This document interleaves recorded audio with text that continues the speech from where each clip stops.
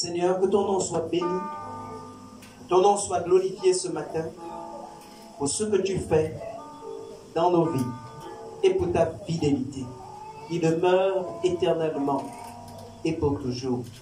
En notre égard, donne-nous de saisir, Seigneur, cette réalité et de vivre constamment conscient de ta fidélité envers nous.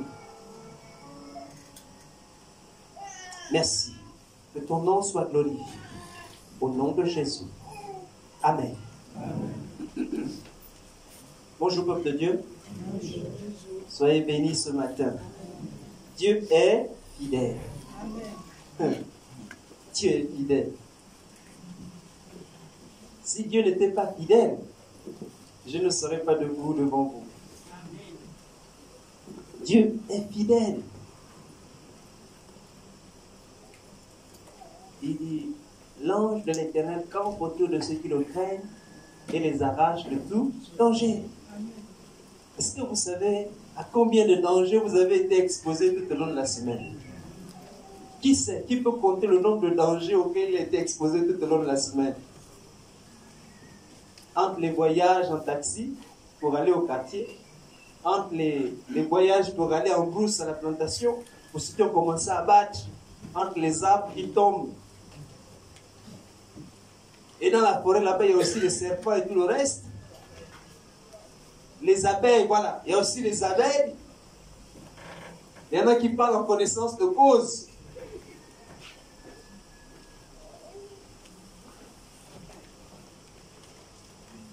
Dernièrement, il y a eu le vent. Et même le toit, vous êtes tranquillement en train de dormir à la maison, le toit tombe. Parce qu'il y a un arbre qui est tombé sur le toit. Amen. Donc, il y a tellement de dangers. Mais Dieu est fidèle. Amen. Donc, si je suis debout ce matin, il y a des raisons de magnifier la fidélité de Dieu. Alléluia. Ok, donc, nous allons poursuivre avec le thème du jour. Le thème du jour, c'est silence. Dieu parle. Silence, Dieu parle. Et on va lire dans 1 Roi 19, 9 à 18, pour commencer. Silence, Dieu parle.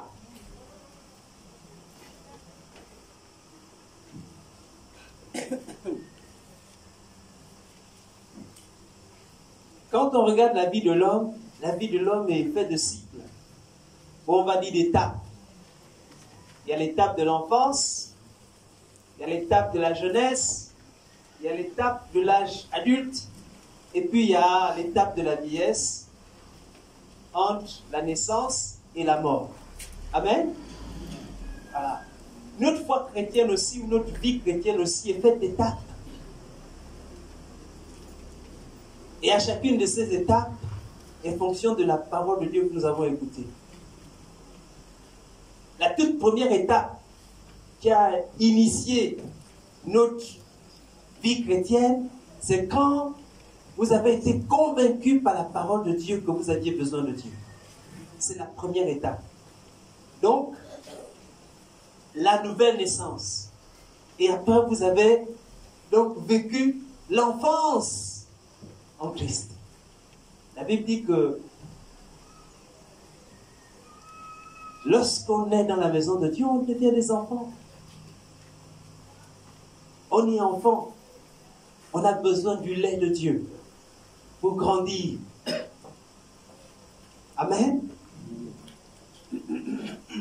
Et puis à un certain moment, Dieu nous fait passer à une autre étape. Pour certains, ça arrive très tôt. Pour d'autres, ça arrive un peu plus tard. Dieu va maintenant commencer à vous confier des responsabilités ou des tâches. Là, vous n'êtes plus un enfant parce qu'il se dit, il a suffisamment investi, il a fait droite, et ce frère ou cette sœur peut déjà assumer certaines responsabilités. Parce que Dieu ne nous sauve pas pour nous laisser comme ça. Là, il va te dire, mon fils, Maintenant, moi, je te confie la tâche de prendre soin des autres. De t'occuper des autres. Encourage-les, prie pour eux, édifie-les. Comme toi tu as été encouragé, édifié, comme on a prié pour toi, c'est à ton tour maintenant. C'est une autre étape, c'est une autre phase. Amen. Et puis, une autre phase peut encore arriver où Dieu va maintenant te dire, bon mon fils, je veux, maintenant que tu as appris comment m'écouter, comment grandir avec moi, et que tu as appris comment t'occuper de tes frères qui sont de la maison de Dieu, je veux que tu commences à t'occuper de ceux de l'extérieur. Donc regarde, tu ne peux pas t'occuper de tout le monde, mais regarde. Parmi tous qui sont là, il y a les enfants de la rue, les enfants de Potos. Comme peut-être toi tu es sorti de ce milieu-là, tu les comprends mieux.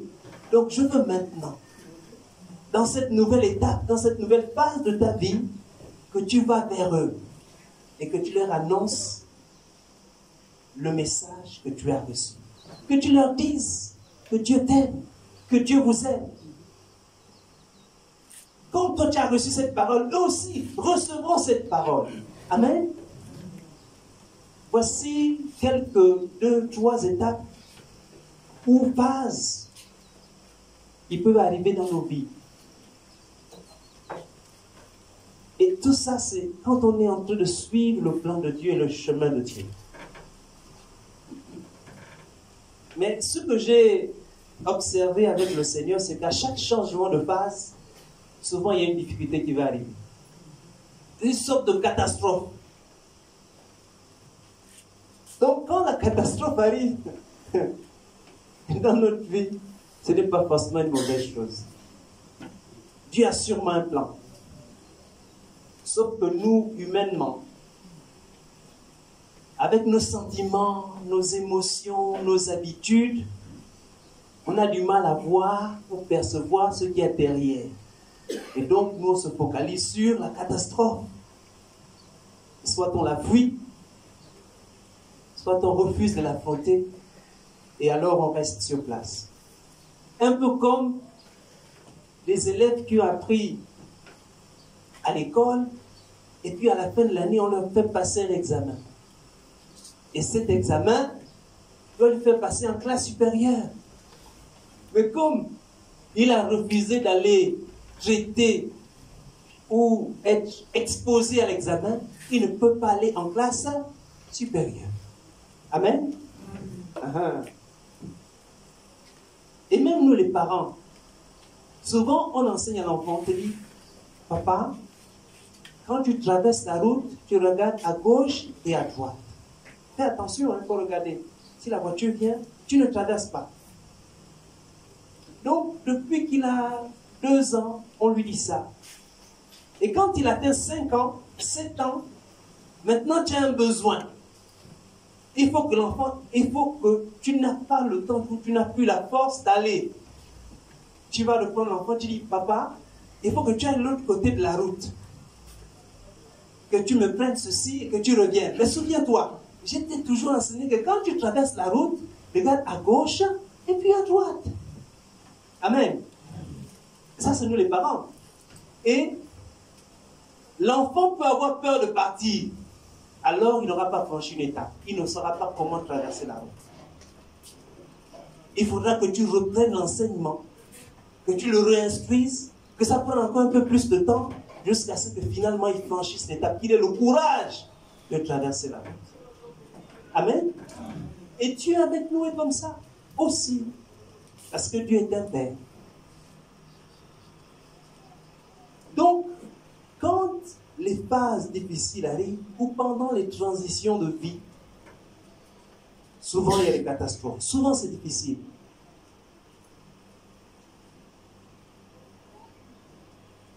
Mais quand c'est difficile, Dieu nous parle. Ou il veut nous parler, ou il est en train de nous parler. Selon chacun. Mais pendant la même phase, il y a plusieurs autres voix qui parlent aussi. Et souvent, c'est difficile de distinguer qu'est-ce que Dieu est en train de me dire. Parce que c'est difficile. Amen. Alors, qu'est-ce qu'il faut faire? Il faut que toute autre voix se taise. C'est pour ça que le thème de ce matin, c'est silence. Dieu parle. Silence. Mais silence à qui? On va voir.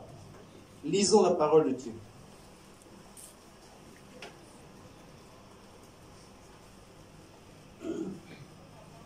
Donc, 1 Roi 19, versets 9 à 18. Arrivé au mont Horeb, Élie entre dans une grotte et il passe la nuit. À cet endroit, le Seigneur lui adresse sa parole. « Pourquoi es-tu ici, Élie ?» Il répond, « Seigneur, Dieu de l'univers, j'ai pour toi un amour brûlant, mais les Israélites ont abandonné ton alliance. Ils ont détruit tes autels. Ils ont tué tes prophètes. Moi seul, je suis resté, et ils veulent prendre ma vie. » Le Seigneur lui dit, « Sors d'ici, va dans la montagne, attends ma présence. Moi, le Seigneur, je vais passer. » Tout d'abord, avant l'arrivée du Seigneur, un vent violent se met à souffler. Il fend la montagne et casse les rochers. Mais le Seigneur n'est pas dans le vent. Après le vent, il y a un tremblement de terre. Mais le Seigneur n'est pas dans le tremblement de terre. Après le tremblement de terre, il y a un feu. Mais le Seigneur n'est pas dans le feu. Après le feu, il y a un bruit d'un souffle léger. Quand Élie l'entend, il se cache le visage avec son vêtement. Il sort et il se tient à l'entrée de la grotte. Alors il entend une voix. Elle dit, « Qu'est-ce que tu fais ici, Élie ?» Il répond, « Seigneur, Dieu de l'univers, j'ai pour toi un amour brûlant, mais les Israélites ont abandonné ton alliance. Ils ont détruit tes autels. Ils ont tué tes prophètes. Moi seul, je suis resté, et ils veulent prendre ma vie. » Le Seigneur lui répond, « Reprends la route par le chemin du désert. Va à Damas, là-bas. Tu consacreras Eliezer et Hazaël comme roi de Syrie. Puis tu consacreras Jéhu, fils de Nimshi, comme roi d'Israël. Et tu consacreras Élisée, fils de Shaphat, d'Abel Méola, comme prophète pour te succéder. Tous ceux qui échapperont à Hazaël, Jéhu les tuera. Et tous ceux qui échapperont à Jéhu, Élisée les tuera. Mais j'ai laissé environ 7000 Israélites, tous ceux qui ne se sont pas mis à genoux devant le Dieu de Baal et qui n'ont pas embrassé ses statuts. Amen. Voici la parole de Dieu que nous allons examiner et voir. J'essaie de situer le contexte. Le contexte, c'est que ici, Élie a fui. Mais Élie a fui après une grande victoire. La victoire, c'est Élie contre les prophètes de Baal. Vous vous souvenez de cette histoire? Voilà, on aime bien raconter ça aux enfants. Élie contre les prophètes de Baal.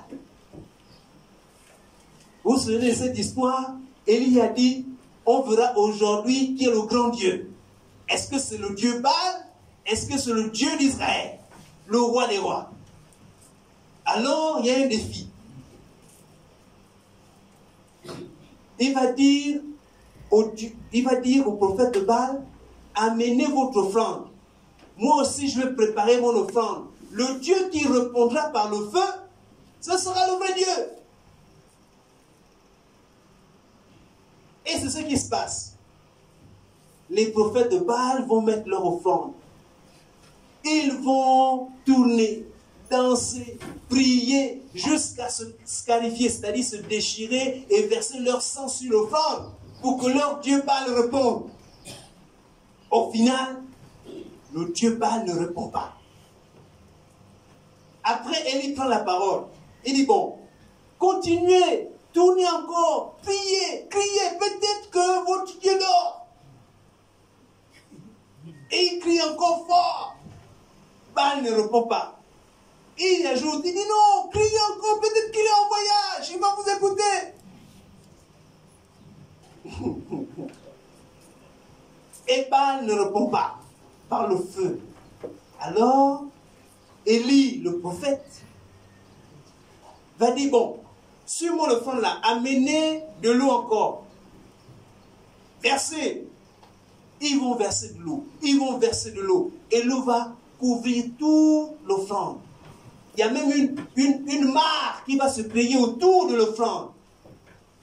Et Dieu, et Élie, à l'heure de l'offrande du soir, va se mettre à genoux et invoquer le Dieu puissant, le grand Dieu, le Dieu d'Élie. Et Dieu répond par le feu, à tel point que et l'offrande, et les branches, c'est-à-dire le bois qu'on a utilisé pour l'offrande, et les cailloux qui ont été dressés pour poser l'autel, et l'eau qu'on avait versée, tout était consumé par le feu. Et à ce moment-là, le peuple d'Israël a reconnu que Dieu était le vrai Dieu. Alors, qu'est-ce qu'Élie va faire? Il va demander au peuple d'éliminer tous les prophètes de Baal. Amen. Quelle grande victoire! Quel exploit! Quel homme de Dieu puissant! Quel dynamisme! Quelle démonstration de puissance!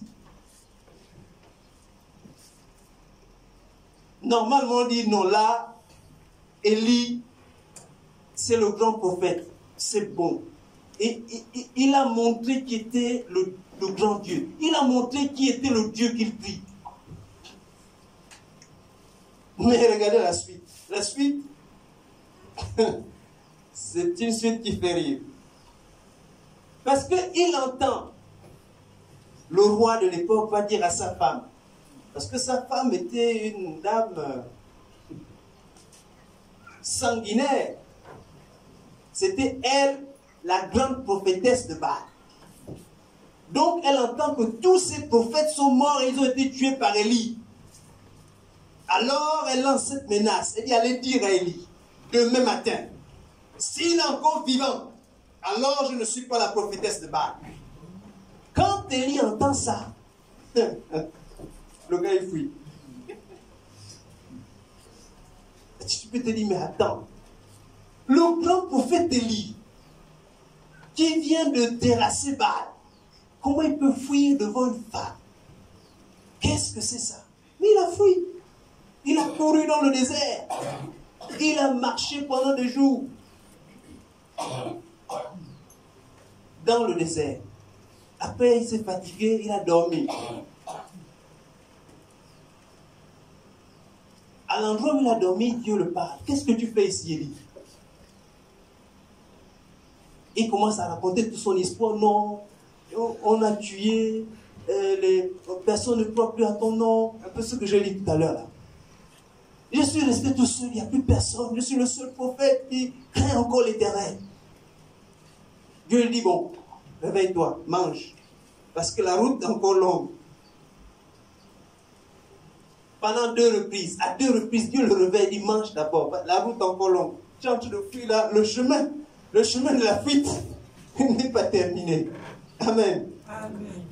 Et il se réveille, il prend 40 jours en train de marcher dans le désert. Parce que Dieu lui avait demandé d'aller à la montagne de Dieu, là où Dieu devait le parler. Amen. Et arrivé là, il faut maintenant qu'il distingue la voix de Dieu. Il dort. Dieu lui dit, réveille-toi. Parce que je veux parler. Dieu vient d'abord par la tempête. Nous, on aime un Dieu qui parle par la tempête, quand la voix est forte, là. C'est ce que nous, on aime. On aime les sensations fortes. Mais Dieu n'a pas parlé par la tempête. Alors, il y a eu le tremblement de terre. On aime bien quand ça tourne et quand ça tremble. Parce que Dieu est un Dieu puissant, il ne peut pas parler autrement qu'en faisant trembler et en faisant paniquer les chrétiens ou même l'Église. Mais Dieu n'était pas dedans. Et encore, il y a eu le feu qui s'est exprimé. Dieu est quand même un Dieu de feu. On a vu Élie faire descendre le feu du ciel. Donc, logiquement, Dieu devait lui parler par le feu. Et puis finalement, Dieu ne parle pas par le feu. Amen. Élie savait distinguer toutes ces choses-là et savoir que là, ce n'est pas Dieu qui est en train de parler. Jusqu'à ce qu'il a entendu un doux murmure, un petit souffle léger. Il a compris que là, Dieu était présent. Il s'est levé et il est sorti. Et Dieu lui a posé la question, qu'est-ce que tu fais ici, Élie? Amen. Donc, venons à notre thème. Pour écouter Dieu, il faut faire taire beaucoup de voix. Parce qu'il y a beaucoup de voix qui nous parlent lorsqu'on a des situations, surtout. Il y a plein de voix. Regardez Élie, la voix qui l'a fait fuir, c'est la voix de Jézabel.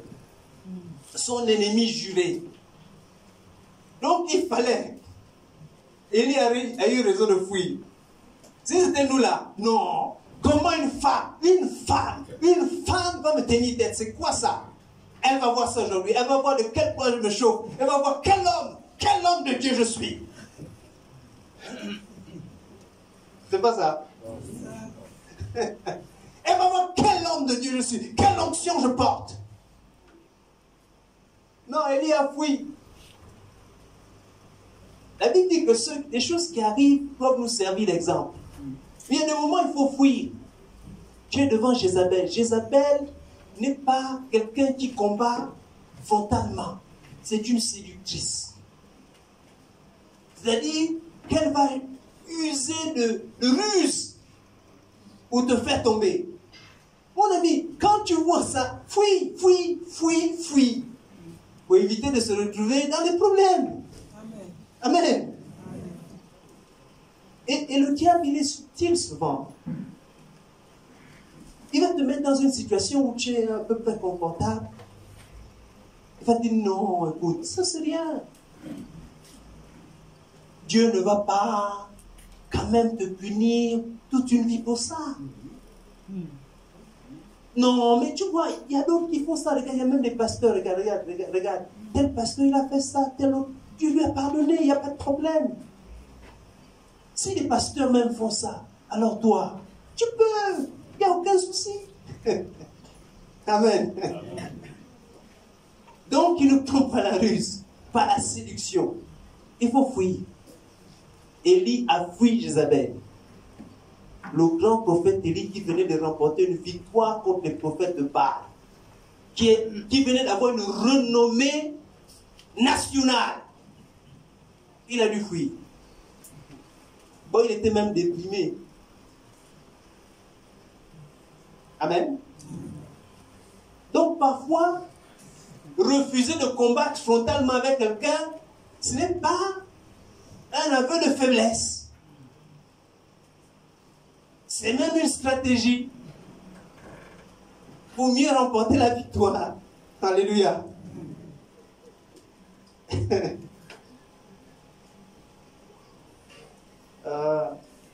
Donc moi je pense un peu au papa et aux mamans dans les maisons. Parce que moi je suis aussi un papa et j'ai ma maman aussi à la maison. Parfois il y a des paroles qui poussent à parler ou qui poussent à s'exprimer. Tu n'es pas obligé de répondre à ça de manière frontale. Parce qu'après ça fait le clash. Les jeunes ils appellent ça le clash. Parole contre parole, parole contre parole, parole contre parole. Quand elle se rend compte que les paroles deviennent difficiles et qu'il n'y a plus les mots qui sortent, Donc maintenant, c'est autre chose qui doit répondre à la place de la parole. Et c'est là où tu vois, il y a une main qui avance. Bah! Et comme les moments, parfois, il y a des moments qui sont extraordinaires, c'est-à-dire que dès qu'elle ouvre la bouche, les paroles sautent à la vitesse de l'éclair. Et nous, au moment où on va répondre là, à un moment, on se rend compte que ça ne suit plus. C'est-à-dire le débit ne suit plus. Donc, mais il faut trouver une arme pour répondre à ce débit-là. Nous, on est très rapide par le bras. Donc, c'est parti pas à la vitesse de l'éclair. Tu me passes, c'est ton pas. On voit maintenant la maman venir ici avec les lunettes. Sœur, c'est comment? Oh non. En fait, je suis tombé, je me suis cogné contre le mur. Heureusement, c'est une sœur sage, elle protège son mari.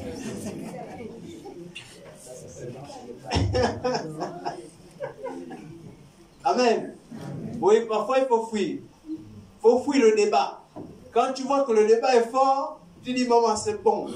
C'est bon, tu as gagné. Parce que si le silence, Dieu parle. Oui, c'est clair, c'est ce qu'on a vu mardi, non?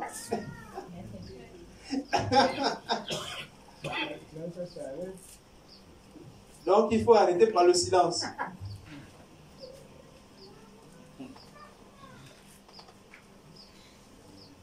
Et ça, j'ai pris cet exemple pour l'étendre un peu l'atmosphère, mais c'est ce qui arrive dans la vie.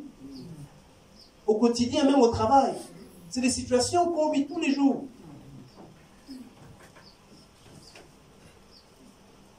Au lieu de chercher à savoir qu'est-ce que Dieu nous dit dans cette situation, on commence par répondre. Et on ne se rend pas compte qu'on est déjà rentré dans un combat qui va nous faire tomber en disgrâce. En fait, qui va nous éloigner de la volonté de Dieu. Non, il y a des combats. Il faut laisser Dieu les combattre. Ok? Tu fuis, tu te retires. Deuxième ennemi, c'est le roi. Le roi, lui, il est caché derrière sa femme. Donc, il fuit aussi parce que c'est une loi qui le parle. Il dit, attends, tu vas voir, je vais aller te trahir à ma femme. Bon, je suis en train de caricaturer parce que ce que le roi a fait, il allait trahir Élie à sa femme. Parce qu'il savait que sa femme était plus dangereuse que lui. Donc, il y a également des gens ou des personnes ou encore autour de vous qui sont là pour, comment dire, vous faire cultiver un sentiment de crainte ou de peur. Mais il faut aussi les fuir, ces gens. Ou ce type de relation.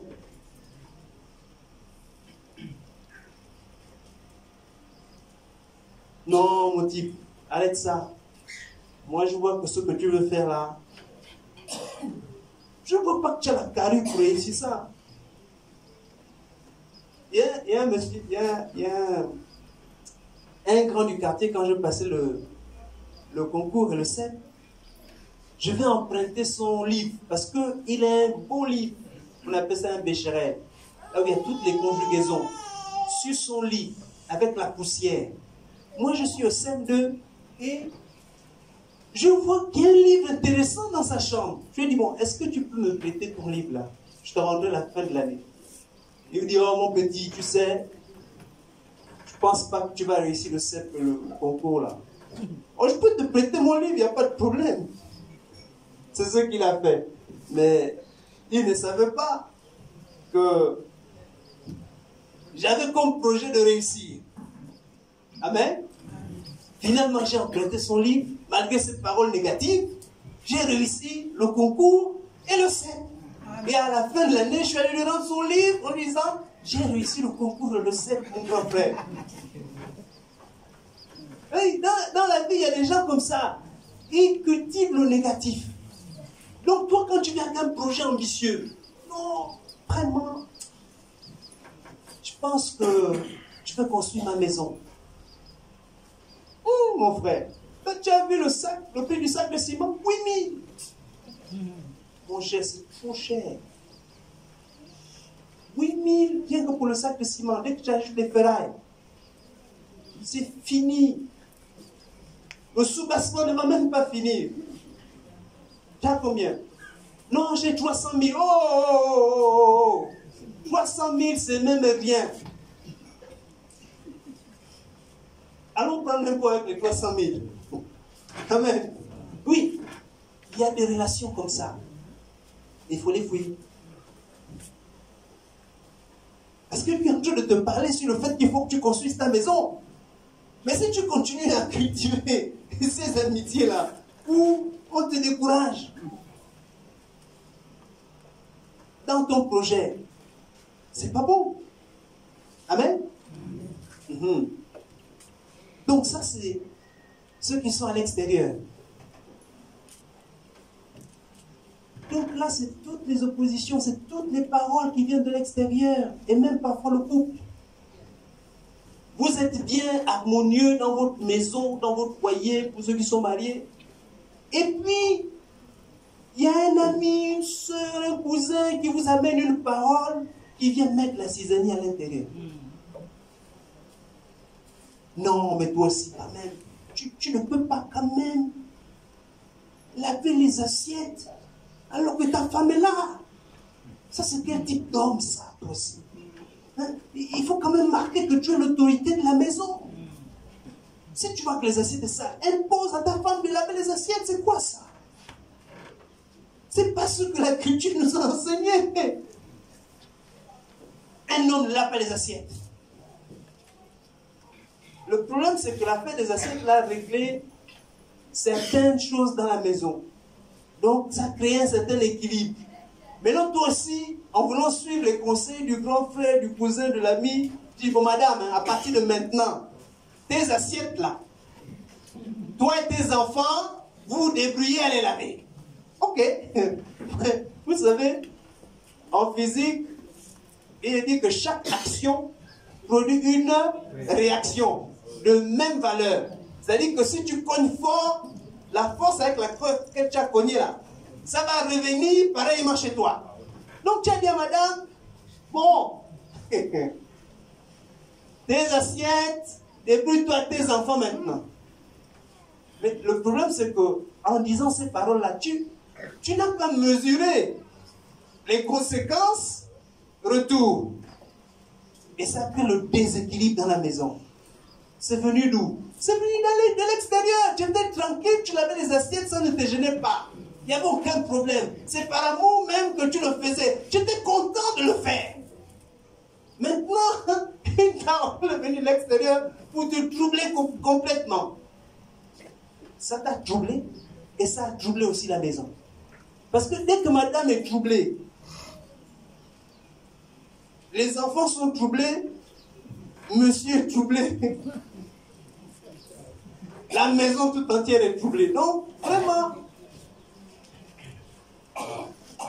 il faut fuir ce genre de choses.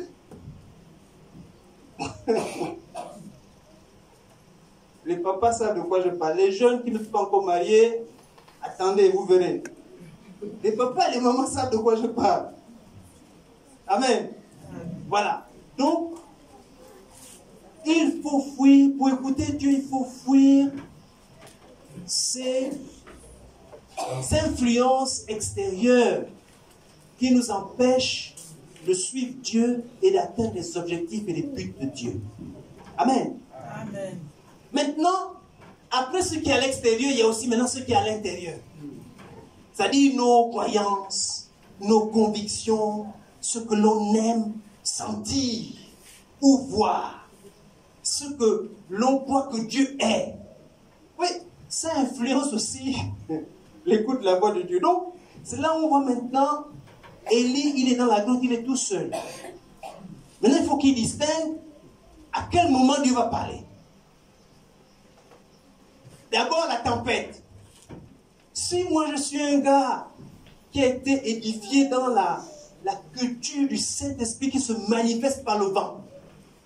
Parce que le Saint-Esprit, c'est le souffle, si vous, la définition en anglais, est, en hébreu du Saint-Esprit, c'est souffle. Mais attends, il y a la tempête, c'est quand même l'esprit de puissance. qui est en train de se manifester. Donc je vais penser que c'est la voix de Dieu. Parce que je crois que Dieu parle toujours de cette manière-là. Et que Dieu ne peut pas parler d'une autre manière. Parce que j'ai grandi dans un milieu comme ça. Ok? Donc dans ma croyance se forgeait que quand Dieu parle, il se manifeste par le vent. Dès que tu vois un souffle, et un souffle fort qui renverse les arbres et qui renverse les humains, là Dieu est là. Oh là là, Dieu est là. Dès que tu vois que les gens commencent à tituber et tomber, Dieu est là.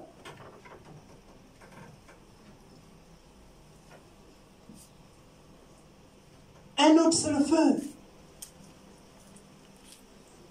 Sa croyance, c'est que Dieu se manifeste toujours par le feu, parce que Dieu est un Dieu puissant. Amen. Et nous, c'est le tremblement de terre. Il faut que la terre tremble. Parce que Dieu est puissant quand il se manifeste. Il ne peut pas se manifester de manière calme, c'est impossible. Ça sont les croyances qu'on a. Et souvent, les croyances-là proviennent de notre arrière-plan. Vous savez, nous sommes sortis de la famille, de la maison, de la tradition qu'on a vécue, qu'on a eue. D'accord? Voilà. Donc, on veut que Dieu se manifeste de la manière dont on a toujours appris. Si Dieu change de façon de s'exprimer, ça ne va plus. Ce sont des bruits aussi qu'il faut faire taire. Tout ça, c'est du bruit. Que ce soit le vent, que ce soit le feu, que ce soit le tremblement de terre. En ce moment-là, tout ça, c'est du bruit. Si Élie avait prêté attention à ça, il n'aurait pas été sensible à la voix de Dieu. Il aurait raté d'écouter ce que Dieu est en train de lui dire pour son avenir. Et comme nous, il nous arrive souvent de rater ce que Dieu est en train de nous dire pour notre suite ou pour notre avenir. Parce qu'on écoute tout ce qui vient de l'extérieur. Les choses qui viennent de l'extérieur, mais aussi on écoute nos sentiments, nos convictions, nos façons de réfléchir, nos façons de penser. Par exemple, il y a quelqu'un qui aime réfléchir, comme moi. Donc du coup, si ce que Dieu est en train de me dire n'est pas logique, c'est-à-dire ce n'est pas raisonnable. Exemple, Dieu me dit, bon, mon fils, il faut maintenant que tu marches sur l'eau. Je vais m'arrêter.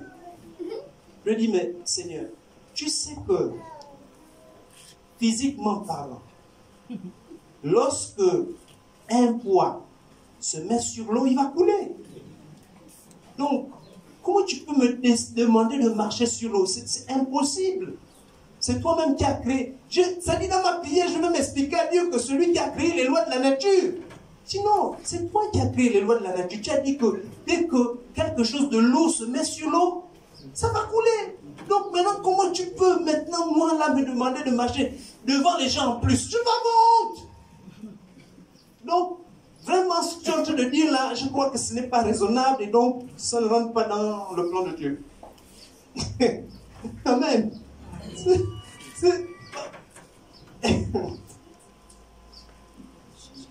Mais on est comme ça. Parce qu'on a un arrière-plan. Ok? Et puis il y a aussi des gens fous. Lui, il doit répondre du tic au tac. Action-réaction. Il vient d'être insulté dans la rue.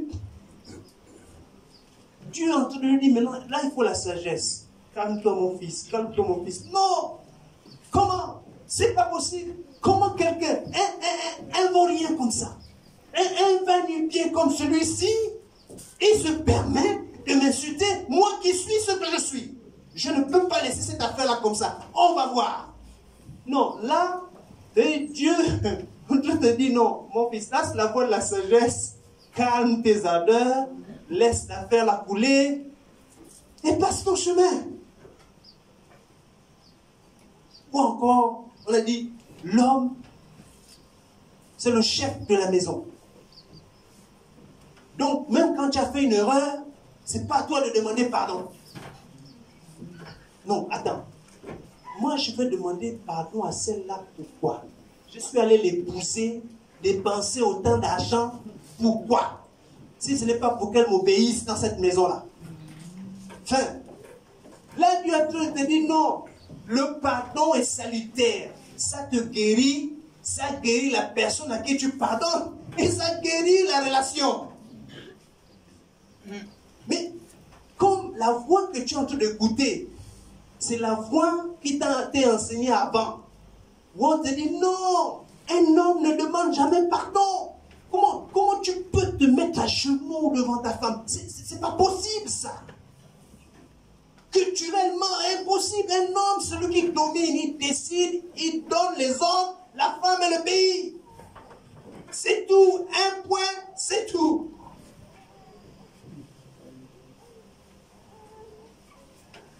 Donc parfois on écoute des voix qui nous empêchent de saisir le plan de Dieu. Un témoignage personnel,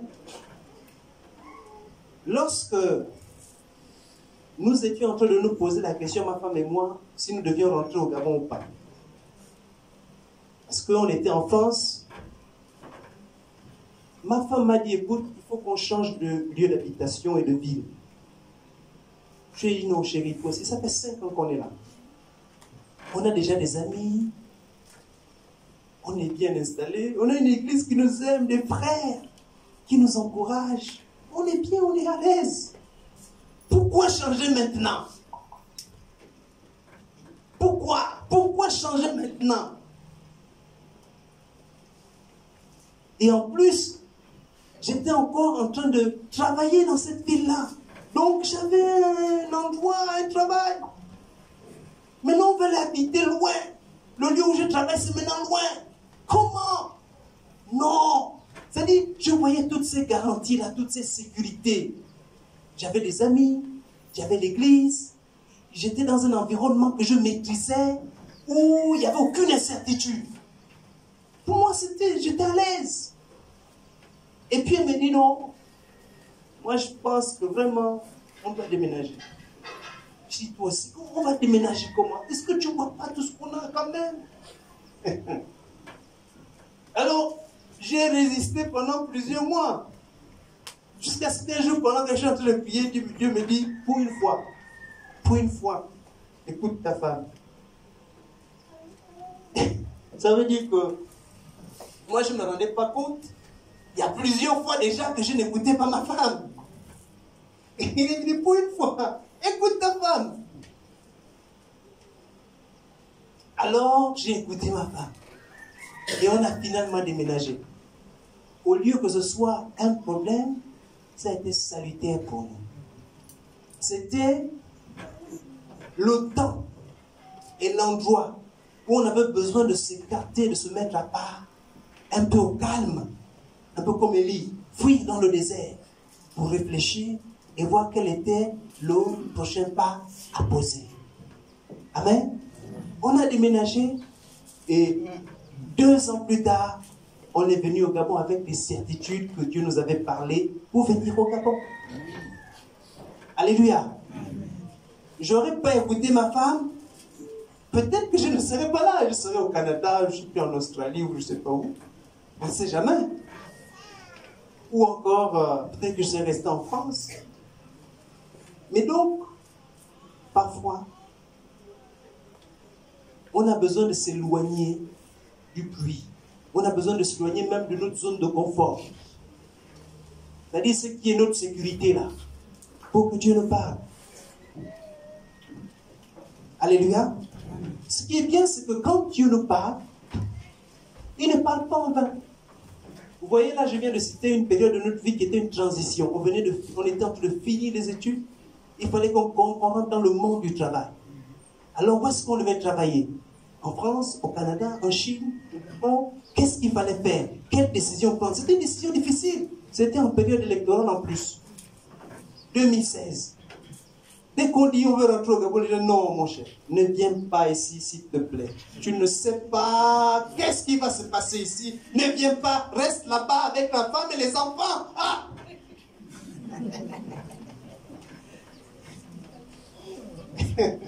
Amen. C'est-à-dire, il y a beaucoup d'inquiétudes. Hein. Quand les périodes comme ça, ils disent non, non, non, non, non, non, tu ne sais pas. Reste là-bas. Reste là-bas. Vous êtes bien là-bas. Reste là-bas. Ne viens pas ici. Nous, on a des problèmes ici. Et pourtant, ce que Dieu voulait, c'était le contraire. Si je m'étais arrêté à écouter ce que les gens disaient, peut-être que la trajectoire que je suis en train de suivre actuellement ne serait pas celle-là. Ce serait une autre. Donc je ne serais pas en train de vous parler ici. Alléluia. Gloire à Dieu parce que ce jour-là, Dieu m'a convaincu d'écouter ma femme. Merci Seigneur pour la femme que tu m'as donnée. Amen. Amen. Voilà. Donc les femmes, elles ont aussi de bons conseils. Ok, donc, et vous voyez dans la suite, qu'est-ce que la Bible dit? La Bible dit que Dieu a parlé à Élie et il lui a dit, va maintenant, retourne par le chemin du désert. Retourne par le chemin du désert, voici ce que tu vas aller faire, 3 choses. Tu vas aller consacrer, comment il s'appelle? Hazaël, roi de Syrie. Tu vas aller consacrer Jéhu, au roi d'Israël. Et puis, tu vas consacrer ton successeur, Élisée. Amen. Donc, quand Élie est sorti de cette phase difficile, de cette période catastrophique, il savait ce que Dieu lui avait demandé de faire. Amen. Il avait écouté Dieu. Et il ne faisait plus les choses par hasard. Il est allé en Syrie pour consacrer Hazaël. Il est allé à Jérusalem pour consacrer Jéhu. Et puis finalement, il est allé aussi consacrer, choisir un successeur. Dieu est en train de lui dire, mon type, ta mission sur la terre est finie. Ta mission en tant que prophète est terminée. Maintenant, ce que tu vas faire, c'est de choisir des successeurs qui vont poursuivre l'œuvre que tu as commencée. Tu as dit que tu es resté seul, mais en fait, tu n'es pas resté seul. Moi-même, j'ai déjà préparé des successeurs pour toi. Donc, ne t'abatte pas, ne t'inquiète pas, ne t'attriste pas, parce que même si Jézabel est forte, même si son roi veut tuer les prophètes, moi j'ai déjà préparé la suite. Donc ce n'est plus toi qui vas aller combattre Jézabel, ce n'est plus ton affaire. Il y a quelqu'un d'autre à qui j'ai rempli, que j'ai donné l'onction, le fardeau, le sacerdoce pour porter ce fardeau-là. Maintenant toi, choisis les éléments. Amen. Or nous, qu'est-ce qu'on fait? On ne veut pas s'arrêter. On ne veut pas changer d'étape. On veut rester à l'endroit où nous sommes. 15 ans, sans faire de bilan de ma vie. Est-ce que j'ai avancé en 15 ans ou est-ce que je suis resté au même endroit? Chaque fois que les catastrophes arrivent ou chaque fois que les moments difficiles arrivent, on fuit les moments difficiles. On ne veut pas les affronter parce qu'on se dit, ça va me faire très mal. Chaque fois que Dieu pointe le doigt sur une situation difficile que toi-même tu connais, mais tu ne veux pas toucher à cette situation parce que tu te dis non, c'est quand même un petit quelque chose que je garde au cas où. Non. Lorsque Dieu va pointer le doigt sur une situation de ta vie, il faut accepter de la soumettre à Dieu. Et de dire, ok, Dieu, comme on a vu avec Élie, un mois il s'est assoupi. Il était tellement fatigué qu'il ne pouvait plus résister. Voilà. Moi, il m'arrive de prier, de dire, Seigneur, je capitule. C'est-à-dire, sur cette question-là, j'accepte que tu as raison de dire que j'ai tort. Bon, maintenant, qu'est-ce que je dois faire? Amen. Voilà. Nous, on a du mal à faire ça. Mais chaque fois qu'on ne fait pas ça, on ne passe pas à l'étape suivante. Tout à l'heure, j'ai introduit en disant que dans la vie de l'humain, il y a l'enfance, il y a la jeunesse, il y a l'âge adulte, et puis il y a la vieillesse. Entre les deux, il y a la naissance et la... Dans la vie chrétienne, c'est aussi pareil. On est né enfant de Dieu, dans le royaume de Dieu, fils, Dieu a des attentes pour nous. Comme la société a des attentes pour chacun de nous, c'est pour ça qu'on nous envoie à l'école, c'est pour ça qu'on nous forme pour être capable de travailler et de produire pour les générations futures et pour ceux qui ont travaillé avant nous. C'est pour ça qu'on leur paye la retraite, parce qu'il y a des gens qui sont en train de produire lorsqu'ils sont à l'âge adulte. Dieu attend aussi la même chose pour nous. Donc, il faut accepter avec Dieu de franchir les étapes. C'est utile, c'est important pour le royaume de Dieu, c'est important pour l'Église. Et c'est important pour la société. Parce que ce que je dis s'applique dans l'Église et ça s'applique aussi dans la société. Même dans la famille. On a besoin de voir à un moment donné les enfants commencer à prendre le relais. Que même si je suis encore là, je suis sûr que même si je pars, les enfants là, ils vont bien faire les choses. Parce que la manière que je vois qu'ils sont en train de faire là, c'est bon. Amen. On va prier.